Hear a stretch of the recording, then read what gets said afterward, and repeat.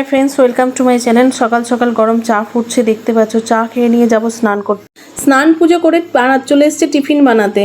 তো টিফিন বানাচ্ছি ডিম পরোটা। পরোটাগুলো আমি রাত্রে বানিয়ে রেখে দিয়েছিলাম, আর ডিম দিয়ে এখন করে দিচ্ছি। তার সাথে একটু বিট নুন আর সস দিয়ে রোল করে দিয়ে দেবো। এতে শসা পেঁয়াজ দেওয়া যায়, এগ রোলের মতো ভালো লাগবে, বাট আমরা এইভাবেই খাবো, কারণ এইভাবেই সকাল সকাল অত রিচ খেতেও ইচ্ছা করছে না, আর একটু সিম্পলভাবে অনেক লেটও হয়ে গেছে, তার জন্য একটু সিম্পল।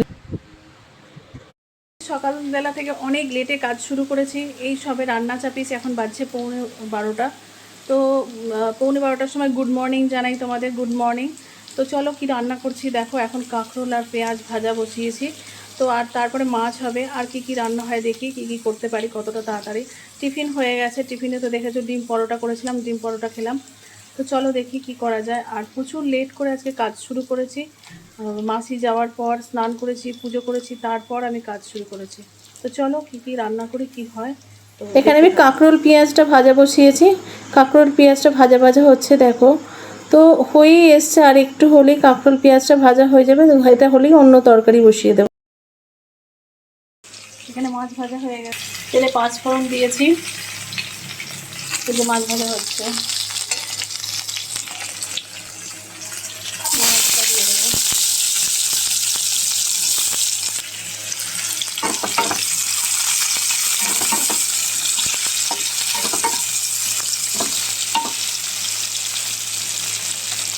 রসুন দিয়ে দিলাম, দিতে করা রসুন।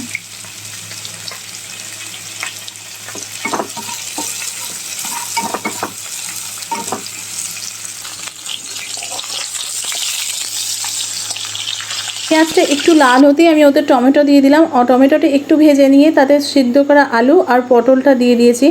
দিয়ে একটু যেমন নর্মাল মশলা হয়, লঙ্কার গুঁড়ো, জিরের গুঁড়ো আর হলুদ গুঁড়ো দিয়ে একটু কষা হচ্ছে।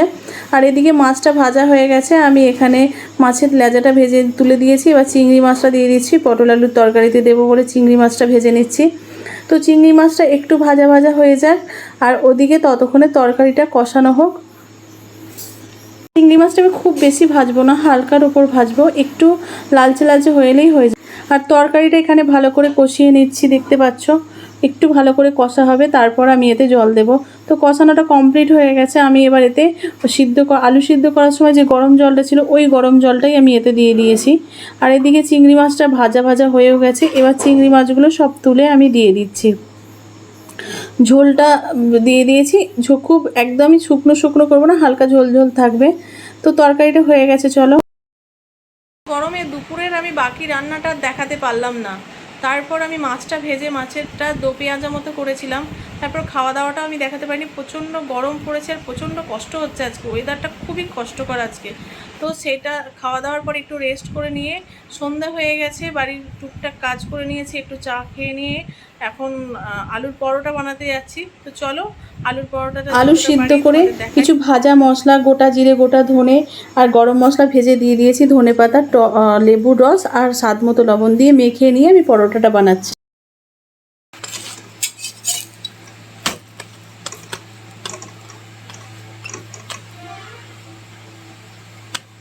এই যে এখানে বেলা চলছে, আর এখানে সব রেডি করে রেখেছি।